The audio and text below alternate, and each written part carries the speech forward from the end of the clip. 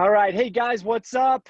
Jared Larson live with Levi Gurno on day 2 episode of the NlightN show. Levi, how you doing, brother?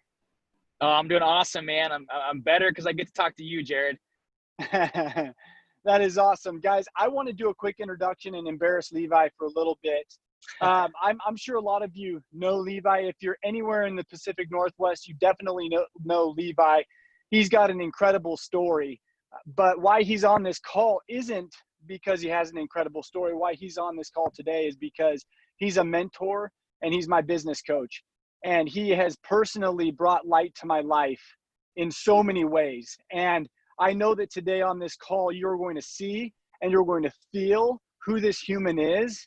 And I am just stoked that Levi would bless us enough with a few minutes. And so, Levi, as we open this up, I want you to first get your story out of the way. And I want you to share whatever part you want, man. Humanize this, get real, get raw, and share the Levi story. Yeah. Well, first off, Jared, I appreciate it. I'm honored to be on this call with you today, that you would think of me to be on here, and just getting to know you over the past months and year has been fantastic, man. You've brought a lot of light to my life and encouraged and inspired me. So I appreciate that. So yeah, who is Levi? So, well, I live in North Idaho, so I'm in the Pacific Northwest. I have a beautiful wife named Sarah and a beautiful daughter named Hope. And, we love where we live. We love, the people we get to do life with, and love what we get to do for a living. My story, my story is, one of overcoming a lot of obstacles. A lot of insecurities that started from a really, really young age. I grew up pretty overweight, like I said, from a young age, elementary school, led into middle school, and 13 years old, 240 pounds. And, wow. It's crazy because, you get made fun of. Like, we know bullying is a thing. We know it happens. It's not right, but it happens. And I got bullied quite a bit growing up, and really began to feed into these insecurities. So my life from a young age became about believing what people said about me, the things people called me, never wanting to be really raw or vulnerable. Because in my opinion, it was a sign of weakness, or I was opening myself up to get made fun of. And so really I became a people pleaser. I was the class clown. I wanted to be friends with everybody, because if I was their friend, then I wouldn't get made fun of. Or if I did, at least it came from a friend. You know what I'm saying? Yeah. And so, and so that was from a young age. And it's hard enough when you're young. But then when you grow up and these insecurities begin to become kind of an identity, if you will, and you continue to get made fun of or treated differently as you get older, it just continues to affect you. And so, man, growing up through high school, I really had become someone who really had lost their sense of identity and was just kind of conforming to the culture around me. And but so, Levi, yeah, what did that, so let's go back, because I think there's probably a lot more people that suffer or have some of these similar things, or may have experienced that. So it shaped your mindset. How did you feel? And like, tell me about that portion where you just felt stuck and like you just had to keep living stuck. Yeah, great question. So it really did affect my mindset. That's the best way to put it, is my mindset was just off. It wasn't good. My self-talk was very negative. I felt very stuck. I would say a time that comes to mind was just in high school. Externally, I looked like I was doing well, had a lot of friends. I was quote unquote popular, played football. I have an amazing family, always have amazing support system, but internally I was at my wit's end. And I remember one day, it was actually my senior year, and I had actually lost some weight. So again, externally looking good, feeling good, but internally more insecure and more beaten down than ever. And I remember going home one day after football practice and staring at myself in the mirror and just weeping, just crying. and I was saying, I hate myself. I hate myself. I hate myself. And Mm. again, at that age, not really having an awareness of how much power our words have. And I remember crying, and my sisters and my mom overheard me. And this was not a one-time thing. This would happen quite a bit. Yeah. And yet I would walk out of the bedroom or the bathroom, wherever, and just be fine. Right. And so, Yeah, like put the mask on, right? Put the yep, Levi yep, mask on. yep. Don't show weakness. Yep. Maybe if I don't talk about it, it's not actually there. Yep. But honestly, Jared, even when I had lost weight and I was looking good externally on the outside, internally, I was struggling more than ever, because what at one point the cause of my insecurities was my weight now became more of an identity issue and a negative self-talk issue. And I became someone who was a starter and not a finisher. And so Yeah. there was a lot of things I said I would Whew. do, or in the classroom. I failed so many classes leading up to my senior year. And if I got hurt at football practice and couldn't play, I would just blame people, and it would just be more, one excuse after another, and just kind of became who I was. And so I would say, yeah, I'm going to do this, or I'm going to do that, whatever the case may be. And people just wouldn't believe me. They're like, oh yeah, sure you are, and I do remember coaches telling me, you're never going to make it. Why do you show up? I remember having teachers tell me, you're never going to graduate. I had a lot of different things in high school. I wanted to be a physical therapist. You could never do that. That requires way too much effort and skill and knowledge. And so honestly, man, this just affected me growing up. And, you learn to cope with it, if you will. Yeah. And I remember one day I went home, it was close to graduation, and I was just at my wit's end. And I told my parents, I said, I want to see somebody. I want to see a counselor or somebody, and what other people didn't know was I was constantly thinking about the internal struggle. Yeah. It was always on my mind. What are people thinking about me? What are they saying about me? If people are laughing, I thought it was about me. I had opportunity to share at different times, at different events on stage, and I'd back out last minute because I'm like, I'm not going to put myself in any situation that will allow myself to be made fun of or my feelings to be hurt, because I just couldn't handle anything else. Yeah. Yeah. Right. And I remember seeing this lady, she was a counselor, and she put me through this exercise. And it was this exercise where she would ask me to close my eyes, put my arms to my side, and focus on the negativity, focus on my insecurities. And I remember this tiny little lady, and she said, okay, don't let me press down on your arm. And I was fairly strong. I was a football player. And I'm like, this is pointless. At the time, I was like, what is this lady doing? And she's like, don't let me press down on your arm. And she just puts her hand on my arm, and it just felt like 100 pounds was just on my arm. And I was like, whoa, that's crazy. She said, shake it off. And she said, I want you to think about your family, your loved ones, what's good in your life, what God is doing in your life. And so I was like, okay. And so I closed my eyes, and she goes, don't let me press down on my arm. And I just remember I had all this strength. This lady's borderline hanging on my arm. And I was like, wow. And that's a technique that I think a lot of people use, right, to show the power of the mind. But at 18, I had never seen that. And I had this huge aha and realization that I would say was a moment of clarity for me, where I think things started to shift. Again, 18, I had a lot of growing to do, a lot more of my story between then and, after that. But I realized the power that my thoughts had. Yeah. Yeah. I realized it. Yeah. That's incredible, Levi. I think the power of the mindset, it's so incredible. And we don't even get that. But you were feeding yourself your whole life. Like everybody saw you eating great food and healthy, whatever, and you're healthy. And on the outside, externally, you're looking good. But inside that talk is just totally, the mindset is shaping you into this individual that you don't want to be in. So as listeners are hearing this now, they're saying, man, I'm exactly where Levi was. Mm-hmm. Like, where did they even start? Like, you had this courage to talk to somebody, but where do they even start?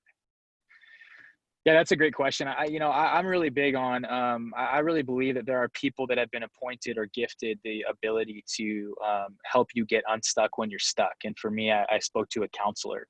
I believe that when we're struggling, we isolate. And I heard it said once that isolation is a form of escape from accountability. Hmm. And so the biggest thing I would say is don't isolate yourself. The first step is talk to somebody about how you're feeling. um, get vulnerable, be okay with Yeah. be okay with not being okay, because there are people who are gifted or appointed to actually help you navigate through a process where you can identify the root of what's happening and not just continue to Yeah. have a grass is always greener syndrome. And if I can just graduate, or if I can just lose some weight, or if I could just make some money, things will be okay, right? Because I think Yeah. that's the Yeah. tendency in our day and age, the American dream. Like, if I could just get there, I'll be fine. Yeah. And the Once I reality is that's not the finally, case. Yep, totally. And you could fill in the blank with that statement. And so my first encouragement is be vulnerable, be yeah. okay with not being okay, take off the mask, if you will, and identify somebody who's going to come alongside you, not just point you in a direction, but say, I'm standing here with you. I'm going to come alongside you, and we're going to navigate this process together, because Yeah. there is bigger and better things ahead, right? Yeah. The best is truly yet to come. And I think that's really what it was for me, is someone who was willing to give me a perspective I had never had and speak truth to me. And that person wasn't my mom or dad, who I was like, well, you always had to. Now, nowadays, my parents are some of those like rocks for me. But then, I was younger. I was like, whatever, mom, you always have to tell me that. And so, I would say find someone you trust, that you give permission to Yeah. speak truth Yeah. into your life. That's huge.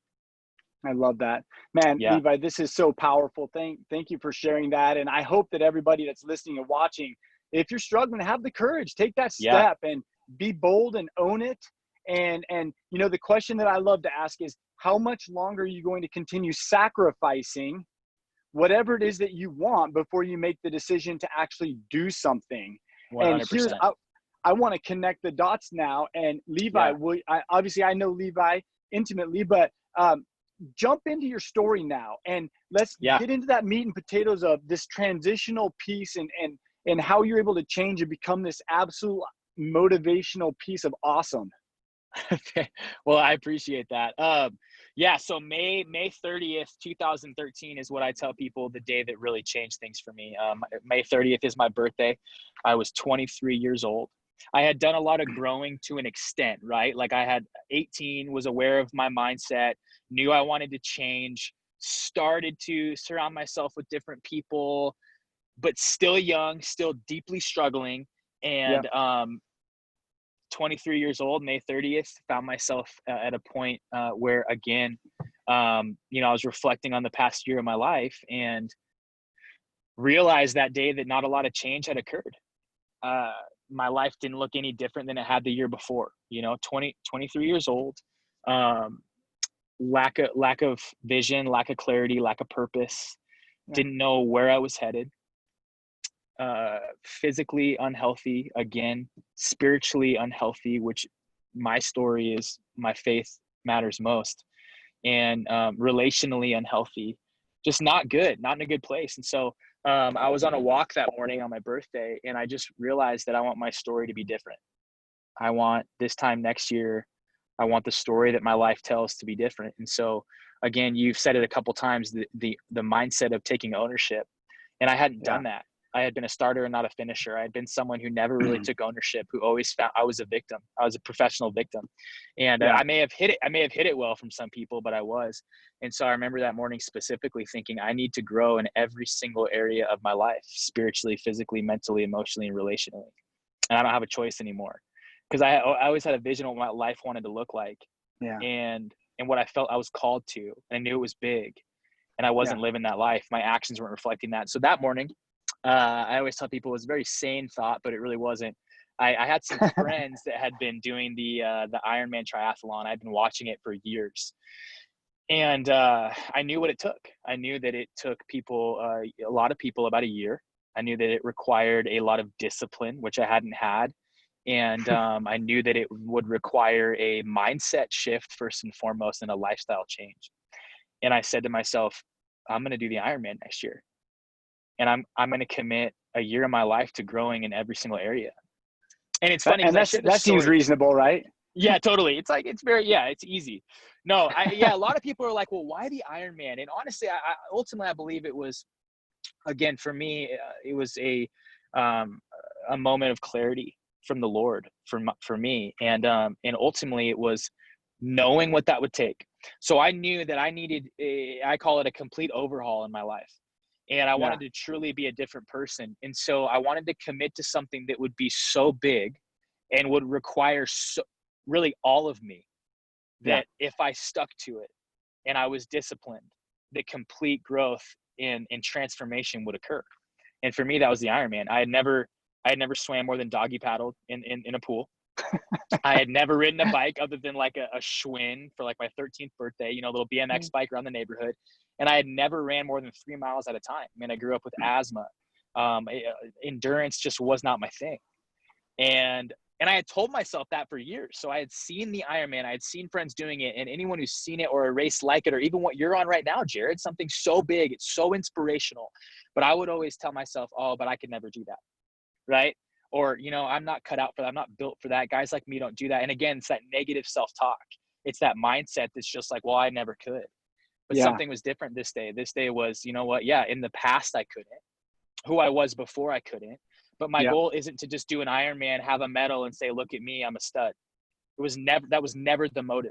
The motive was, I want to do something so big that if I commit to it and I'm focused and disciplined, it has the ability to transform my life.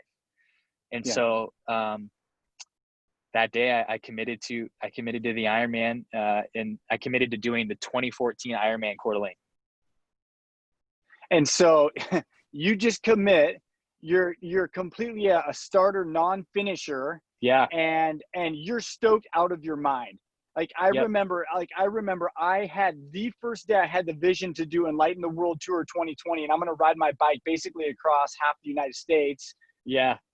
And I went and told people. How'd that work out for you? Talk to me about you. You got this huge dream, big aspiration, changing all my life, and here you guys go.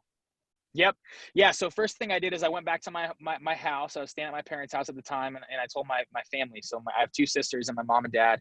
And I said, hey, I want to let you guys know I'm going to be doing something pretty big this year. And I told them, I said, I'm going to do the Ironman. I remember they were like, do you know what that is? Like they asked me literally, like, do you know what that is? As if I would sign up for something. I was like, oh no, I don't know what it is. And I was like, yeah, I know what it is. And they're like, awesome, bud. That's great. Fantastic. And then I had breakfast planned that morning again for my birthday with my good buddies. And I went out to breakfast with my buds, and I said, hey guys, I'm going to be doing the Ironman. And similar response, just kind of quiet for a second. And then like, awesome, man. Like, good luck, best of luck. And so I had a huge realization that morning that, in our journey along the way, I'm sure you experienced it too, Jared, when you called people and told them about NlightN the World Tour. I'm sure there's going to be people who support us, but just don't necessarily believe in us. And that was the aha that I had people that I loved and cared about that supported me, which was great, but didn't really believe in me. But again, taking ownership, right? Everything was going to change. And I remember actually thinking to myself, you know what, that's okay, because I haven't earned their belief. I just haven't. My actions haven't really proven to anyone that, Levi says he's going to sign up for it. He's going to do it a year later. I mean, it's a big commitment. That's 12 months of your life. And so I knew that the number one thing I had to do other than change my mindset was believe in myself, which had not been the case for 23 years of my life. I never had belief in myself. And this was the first time that I was going to take ownership and not be a victim, and truly believe that I can set my mind to something so big that by committing, that's the biggest thing I tell people. You have to commit, right? It's not like okay, let me figure this out, see if it logically makes sense, get the approval of everyone else, make sure they believe in me, and then say yes. I said yes, all alone, by myself, on a walk. I said yes.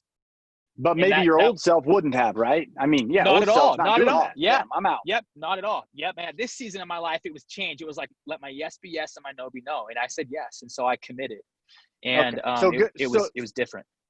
So you commit now.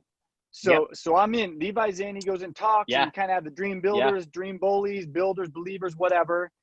And this is something that I'm passionate about because I had the same thing 46 days ago, 47 days ago now. Yeah. I came up with the idea for the Enlighten the World tour, right? And I remember started telling, I got a text message at 5 a.m. I yep, remember, man. I was fired up. 5 a.m. riding my bike, text Levi, Yep. told Yep. you what's happening. And there were people that supported me, people that didn't believe in me. But here's what I'm learning on this ride, even because this is going to be a long haul. I mean, we got a ways to go, is that if your purpose is not clearly defined, yep, or the why behind it isn't pure with intention, yep, you'll fail. Yeah, hands down. Yep, And every so time. what's your real why? What's your real why, Levi? Why? So you got even your parents and your mom and dad are like the most amazing people. Oh yeah. Like, yeah. Hey, good luck, bud. Like, yeah, good luck. totally. And you know, if you ask them, it really pained them to say that, right? Like when they think about that, they were like, man, we felt that way. But I don't blame them. But Sure. and you're totally right, Jared, because I've talked to a lot of people who are like, I want to do an Ironman because it'd be so cool to do that and get a tattoo and say I've done it. And some of them do it, and that's enough of a why, and it's awesome. But I've seen a lot not do it because it just fizzles out. For me, it was about growing in every area of my life, changing the trajectory of my life, making a statement for myself, learning what it takes to do something so big that a lot of people can't even wrap their mind around it. That was the why for me, which was my story for 23 years is not the story that I want to tell when I get married, when I have kids. It's not what I want. And so it was such a strong why that it woke me up every single day at 5 a.m. and I got to work. And I said yes to things that served my purpose and no to things that didn't. Because there's going to be seasons of our life, and you know this, where, I mean, you're not you know, you're not with your with Kayla and the kids right now, right? You're going to see them along the way, but you're on a specific purpose in a mission, right? And that's why right now you're in an RV and you're riding your bike every day. And there's going to be seasons of our life where we say, okay, I need to make some sacrifices, but the why behind it is worth it. And for me, that was it, man. I was focused 365 days. During this time, I had gone back to school, was going to school full time in Seattle, and I was working a full-time job and training upwards of 20 hours a week. And before this season of my life, I barely worked 20 hours a week, let alone all of that. But again, you know, some people are like, yeah, that's a lot, but wow, time management. For me, it was like, I had never had discipline. I had never had time management. I had never done that, but I was focused. I had a goal, and I knew that it was going to take waking up every single day and doing what I needed to that day to get me one step closer. So talk to me. That's so awesome, Levi. I appreciate that authenticity. So let's talk about the work now. So here's a guy that, like, let's be honest, Levi doesn't even believe in himself. And let's be honest, you don't even know if you can finish anything, let it all an Ironman, hundreds of miles, right? So you start the work, and where do you start? What's it look like? What's it feel like? Great question. So day one of training. So I was actually going to I did do a 20-week training plan. But a guy like me who had no background in any endurance, I needed to train about 6 months just to get me ready for a 20-week training plan, right? So I signed up for the race, and training started almost immediately. And day one on my training plan, it said go on a 1 mile run. That was it. And before leaving the house, I'm like, I got this in the bag. This is easy, 1 mile. I may be huffing and puffing, but I can do that. So I leave, I make it half mile down the road, and I'm beat. My hands are on my knees. I'm wheezing. Again, I have asthma. I need to take my inhaler. I have a side ache. And the reality of what I was about to do set in. And I remember that very specifically. I felt very discouraged. My old self, which was still the dominant self at that time, was saying, yeah, you're right. You can't do this. You know, what did you just do? What did you just commit to? What did you just tell everyone you're going to do? Like, who are you kidding? But I remember specifically on that run, I remembered, if I'm going to do this, I have to change the way that I think. It all has to start here. And so I said, you're right. And I'm actually talking out loud to myself on this. I remember it specifically, and I'm coaching myself up. And I said, you're right. You can't do it today. That's okay.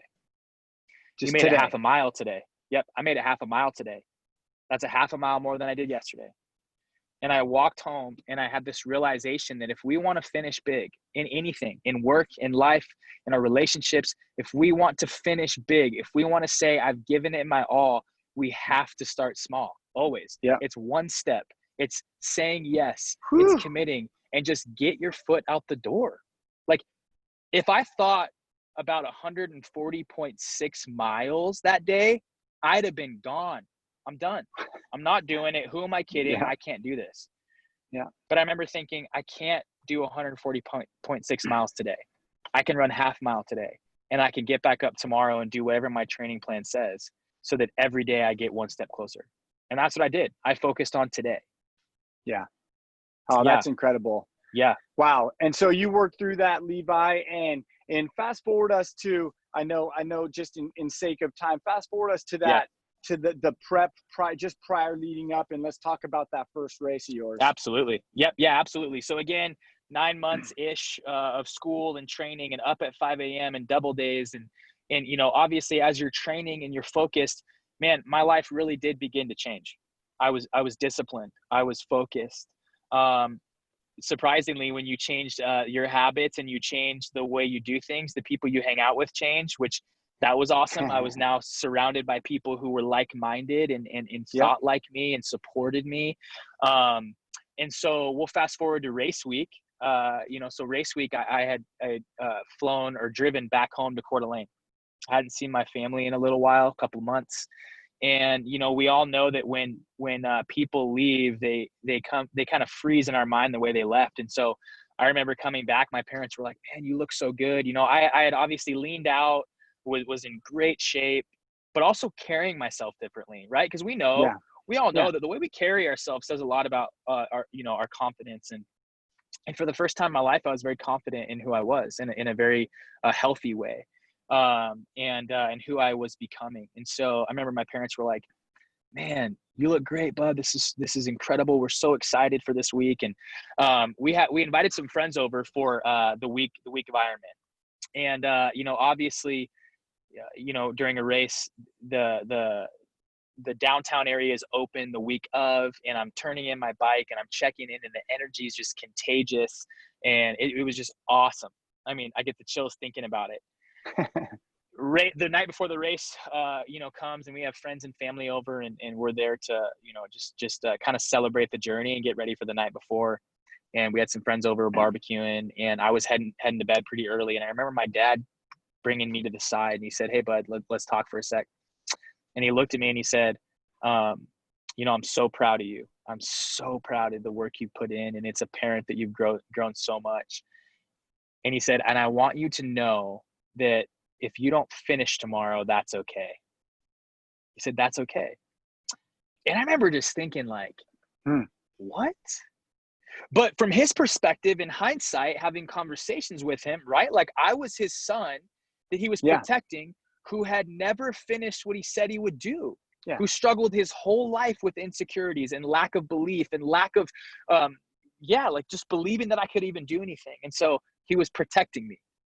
Yeah, he was protecting me. Here's your out. Here's your out if you need it. Here's my out. Yep. Hey, you've done it. Great job. A for effort. If you don't finish, no worries. And so I get his intentions. I wasn't mad at all, but I remember looking at him very seriously, and for the first time in my life having a lot of confidence. And I just said, Dad, not finishing is not even an option. It's not even on the table. It's just a matter of if I'll get the time that I want. That's it. Like, will I finish in the time amount that I want to? But I'm going to finish. There's no ifs, ands, or buts. And you know, if you were to ask my dad, that was the first time he ever saw that kind of confidence come out of my mouth ever. Yeah. Wow. And it was powerful, and it was very powerful. And it was more of like a statement was being made, kind of putting a stake in the ground and saying, I've put in the work. I'm going to finish strong, and I'm going to finish what I said. Finish what I started and do what I said I would. So the next day we wake up, race morning, and I check my phone, which you should never do. I check the weather, and I checked the weather, and it was going to be 35-mile-per-hour winds. And you know, Jared, you're riding your bike right now. Riding in the wind is not an easy feat. We'll just say that. So instantly I'm faced with, some stress and some anxiety and again, rephrase my mindset, refocus. I just said, all right, I can't control the weather, so no worries. I'm going to go. I'm trained for this. I'm prepared. So I head downtown and I see the lake, I see the water. Like, wow, there's just some white cap waves in Coeur d'Alene Lake. Oh boy. I mean, I have never swam in that rough of water ever, especially with 2,000 other people. And again, coach myself up. You know what? I can do this. I've trained for this. Focus one leg at a time. You can do it. And a couple hours later, the cannon goes off. And I remember standing on the beach looking out at Lake Coeur d'Alene, which I'm actually looking at right now because I'm parked right here. And I remember thinking, today's the day. A year ago, I set off to grow and change in every single area of my life. And today's the day. Today's the reward. And an hour and 27 minutes later, I believe my swim time was, I got out of the water and I had swam 2.4 miles and I was about to hop on my bike. And I had this big smile on my face because I had just done something I thought I never could. Yeah. Even during my training, I had never swam 2.4 miles. And I had heard this woman before, the day before, older woman who had done Ironmans before. And I heard her say, smile every mile. And I loved it. And I latched onto it because that's a mindset. It's a mindset. Yeah. And I was like, you know what? I've put in the work and it's going to be hard. No one shows up race morning, or you don't show up on NlightN the World Tour day one saying this is going to be easy. We know it's going to be hard. And so I said, I'm going to smile every mile because I want to encourage people on the way. I have this big smile on my face. I get on my bike. And for the sake of time, I'll just kind of run you through. Hop on my bike, 35-mile-per-hour winds. And, when I was preparing for the Ironman, I had a lot of friends that had done it and said, hey, prepare for mile 80. Prepare for mile 80 of the bike. It's the make it or break it point. They said it's going to be challenging mentally and just know you can get through it. I didn't understand what they meant until I saw mile 80. I'm going up a 3-mile hill at 8 to 10% grade for the second time. Been on my bike for about 5 hours and about 5.5 hours at that point. And broke down in tears, man. Just tired. I've ridden 80 miles, climbed over 4,000 feet of elevation. I've swam 2.4 miles and I realized I have 32 miles to go on my bike and a marathon to run. And I'm beat. I'm just beat. And in that moment, I had one of two options. One, make it or break it point. I gave it my best. A for effort, I'm done. Or two, realize that challenges hit our weakness, but they can unlock our truest potential. Yeah. And I just realized this is going to be hard and I'm going to get through it, put my head down and keep riding. Next thing I know, I'm at mile 90 and I'm riding the biggest high I can. And I head back into town and 7 hours and 10 minutes after getting on my bike, I get off and I finish the bike portion of Ironman 2014. And again, big smile on my face. I see my family. And this whole time I'm having this realization of a goal. I'm realizing it more and more and more. And I'm getting on my bike. And honestly, getting on the run. And on this point, I had it in the bag, right? It's the only time you'll ever hear someone say, all I have to do is run a marathon. That's it. Right? Because that's how I felt. I was like, thank God I'm off the bike. I'm just going to run a marathon. I got it in the bag. I got time. And so I knew I was just going to enjoy it. This is the last leg. This is it before I finish. And saw my parents like, how do you feel? I said, I feel great. My dad's like, really? I'm like, yeah. He's like, well, you look great, but you feel great? I'm like, I feel awesome. He's like, good, keep running. And 5 hours running 26.2 miles and had a lot of thoughts along the way and a lot of crying in a good way of just processing through what had taken place over the last 12 months and feeling the sense of belief in myself that genuinely, Jared, I had never felt in my life. And realizing that my life is going to look different. And I remember I turned the corner on Sherman Avenue. You're about 0.1 or 0.2 miles. No, about 0.1 miles from the finish line. It's the last leg. It's the street that the finisher chute is on. And we saw a good family friend of ours, Dave Miller, who had done an Ironman before, knew my story, knew my background, gave me this huge hug. And he said, you're going to do it. Go get your finish line. And I turned the corner and I realized after the race that he called my parents and he said, Levi's coming. He's going to finish. And if you ask my parents, it was at that moment 0.1 miles from the finish line that they believed I would finish, that they believed it. And I was running down the finisher's chute and surrounded by people yelling my name, cheering for me, and just feeling this sense of, I did it. I did it. And I was crossing the finish line. I had this clear vision. It was sunset. The sun was setting over the lake in the background, and it was getting dark. And I had this clear vision and this aha moment of like the sun was setting on that season of my life. And I was finishing that season. I was about to enter into a new story in a new season. And that's what happened. Across the finish line. What'd you hear on the megaphone? I heard on the megaphone, Levi Gurno from Coeur d'Alene, Idaho, you are an Ironman. And it was emotional, man. It's still emotional thinking about it. It's one of those things that meant so much to me. It was bigger than 140.6 miles. It was bigger than the title of being an Ironman. It was bigger than anything. It was I made a statement for my life, and I've never looked back. You know, I think I hear a lot of times people talking about different seasons that really changed them, and yet, oh, I wish I had that season back. But for me, it was to this day, it's affected the way I live. It affects how I show up as a husband, as a father, in business. It affects everything, man. And it was because of one decision. One decision. Wow, Levi, it's like I've heard that story a few times and I still get like choked up hearing it. Yeah. And I want everybody to know something, and I hope that I can prove it today. And what I'm about to share is Levi Gurno's an Ironman.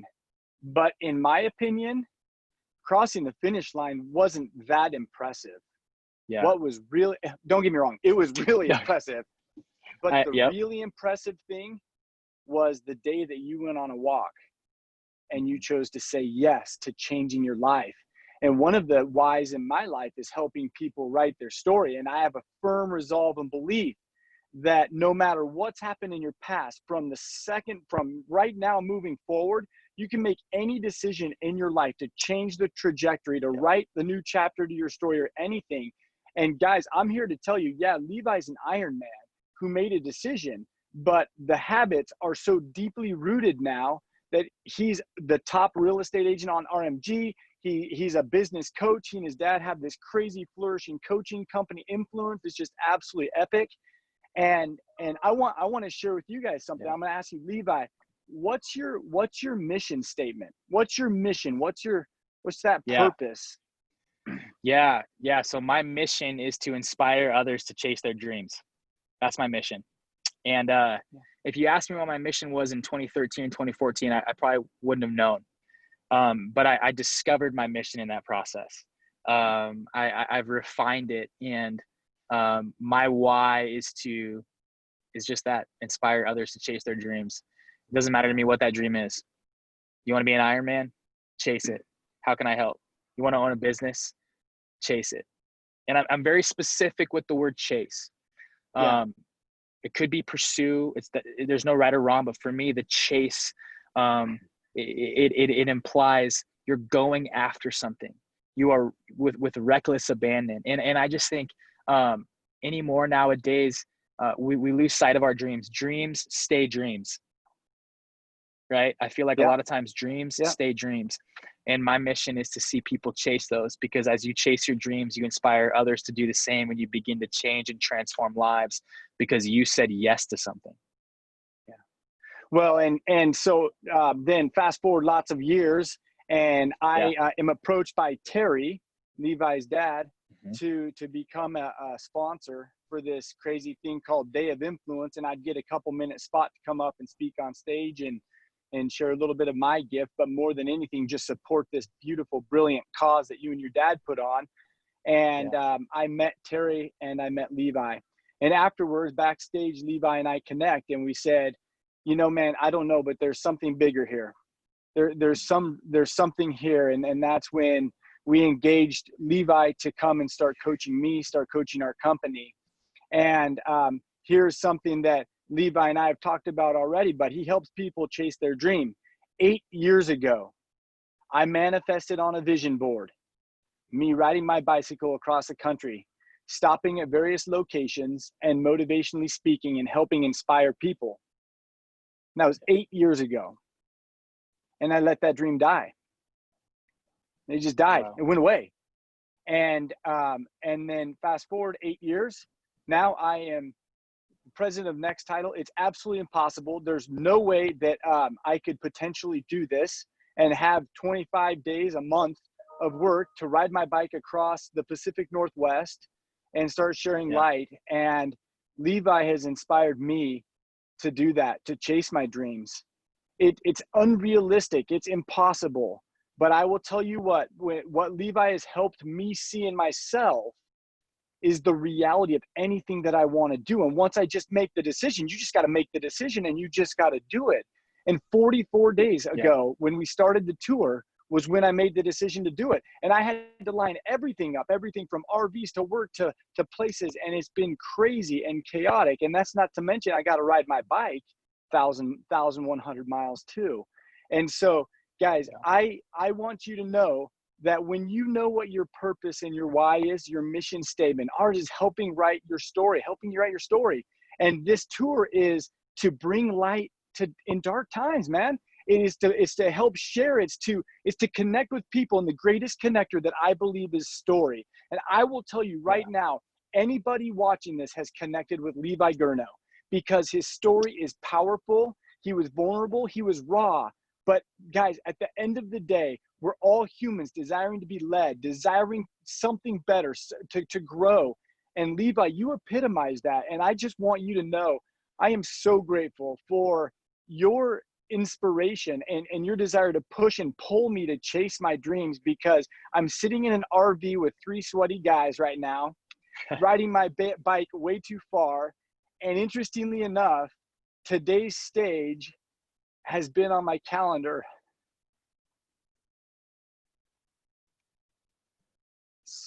since the first day. And it's because I've climbed over 4,000 feet. Wow. Up Whitebird Hill en route to Coeur d'Alene. And it was a super challenge. And I will tell you what, every pedal stroke got stronger. And I asked Jace what he was thinking as I was pedaling up Whitebird. And he said, I could see you were tired, man, but you just didn't quit. Yeah. And I think there's too many people that are willing to quit. Yeah. That are willing to give up. And so Levi, in closing, what's your advice to people? What's your nugget of light that you want to share that will give people that hope, that will shed that light, that will like inspire them deep from within to make change and do better and be better? Yeah, man. So much comes to mind, but even as you're talking, Jared, I think, a big thing is you had said 8 years ago that you had this on a vision board and you buried it. And my dad, our story, I can share it another time. My dad had a similar dream, and I was able to help inspire him to uncover that. And in a passion of mine is seeing people take what was once a dream,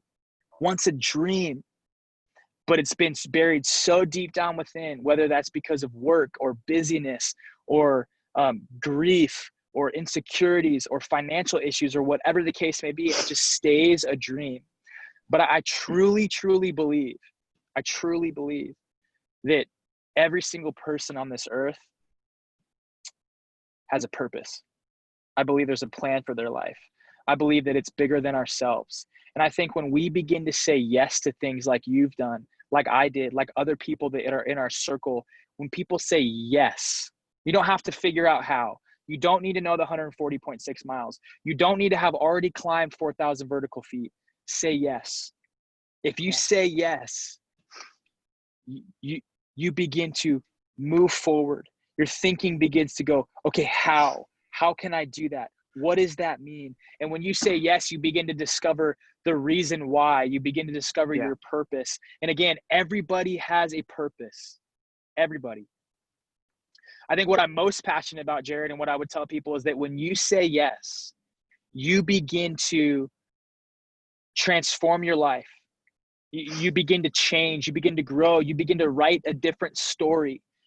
But what is so amazing about that is when you write a different story, when your story changes, you inspire other people along the way to change their story. People who are stuck, people who are unmotivated, who don't have friends, family, or support, who have dreams that are buried so far deep down within, you begin to inspire other people.